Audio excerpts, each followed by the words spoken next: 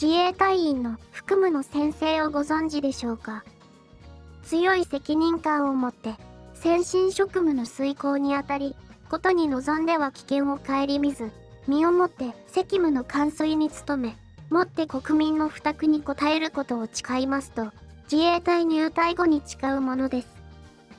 今回は、自らの命を犠牲にして、多くの人の命を守った自衛隊員のお話です。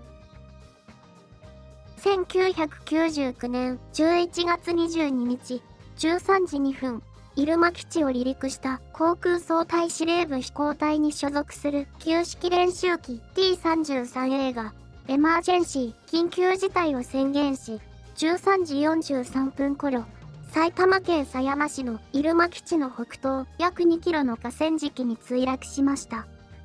この練習機を操縦していたのは、中川博文2等空佐47歳と、角谷義弘3等空佐48歳でした。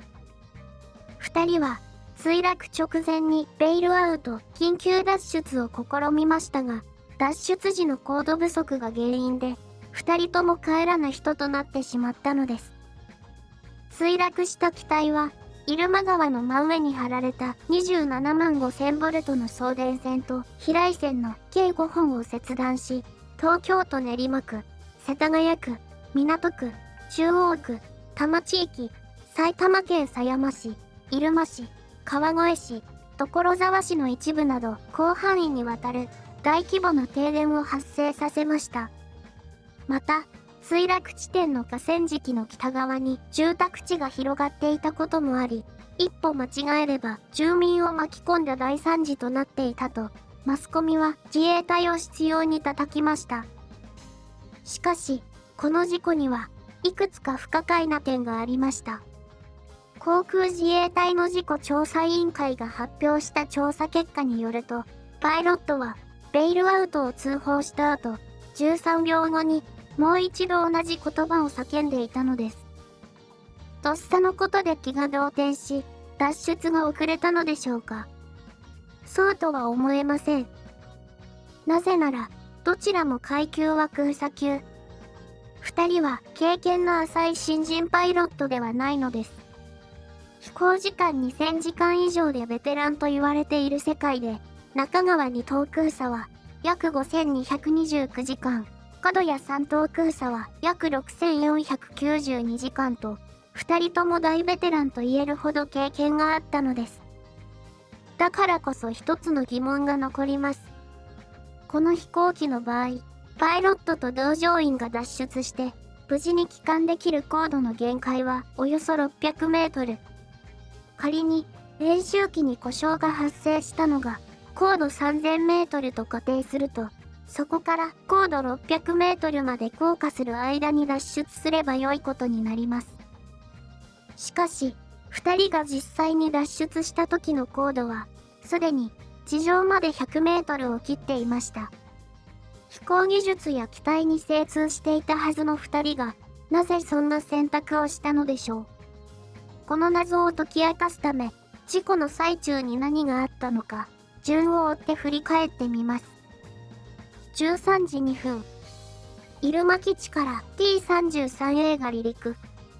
この訓練は、年間に定められた飛行時間を確保し、技量を維持するためのものでした。13時38分、訓練を終え、入間基地への帰投を開始した同機から、マイナートラブル、軽微な問題と無線連絡が入ります。13時39分2秒。ちょっと、振動、変な音がして、オイルの匂いがしますので降ります。13時39分49秒。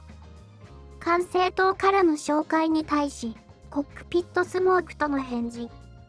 コックピットに煙が充満し始めていました。この時機体内部では、燃料ホースが破れ、そこから漏洩した燃料が燃料コントロールユニット付近で発火していました。同ユニットは異常な高温にさらされ、燃料コントロールユニットは溶け始めました。そして、エンジンへの燃料供給が完全に断たれます。13時40分14秒。エマージェンシー緊急事態を宣言。中川2等空佐と角谷3等空佐は必死で入間基地への侵入コースに入ろうと試みます。しかし T33A は単発機。一つしかないエンジンが推力を失った今、コントロールすることは困難で、機体は落ちてゆく火の玉化していました。もはやこれまで、二人は基地への着陸を断念します。13時42分14秒。ベイルアウト。緊急脱出を通報したにもかかわらず、二人は脱出しませんでした。なぜなら、二人の眼下には密集する住宅地が広がっていたのです。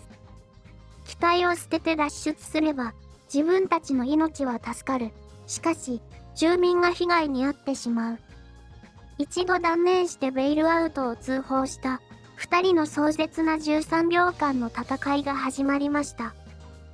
推力を失った機体はほとんどコントロールが効きません。空き地空き地。彼らが長い時間をかけて磨き上げた飛行技術は皮肉にも墜落位置を探すために使われていました。この時コックピットには煙が立ち込め、激しい振動があったはずです。そして、揚力を失った機体は急降下していったのです。どんなに優秀なパイロットでもパニックに陥ってしまうような状況でしたが、二人は決して諦めず、最後まで操縦桿を握り、機体をコントロールし続けました。安全に脱出できる最低高度、600メートルはとっくに過ぎていました。13時42分27秒。ベイルアウト。住宅地への被害を避けられることを確信したのか、パイロットはもう一度その言葉を叫びました。高度はおよそ200メートル、すでに脱出に必要な高度、角度は確保できない状況でした。13時42分34秒。二人は射出座席により、高度90メートルという超低空で脱出。入間川河川敷に差し掛かっていた機体は、超高圧送電線を切断し、狭山リバーサイドゴルフ場のコース内に墜落しました。もし機体が送電線に接触しなかったら、狭山大橋に激突し、民間人の死傷者が出た可能性もありました。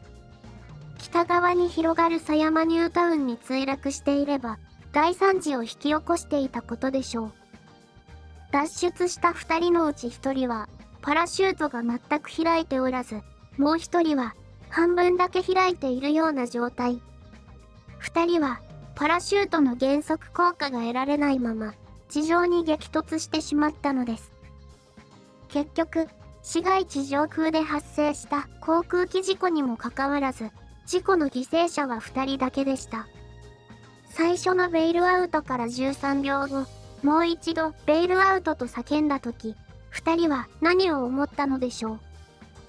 最初のベイルアウトで脱出していれば、彼らは助かっていたのです。しかし彼らは、最後の13秒間、自分たちの命を落として、他者の命を救うために戦ったのです。最後まで見ていただき、本当にありがとうございます。自己犠牲の精神に感動したと思う人は、高評価ボタンを押してください。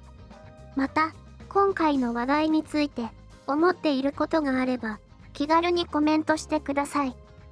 面白い話題をまた探してお伝えしますので、チャンネル登録も忘れないでくださいね。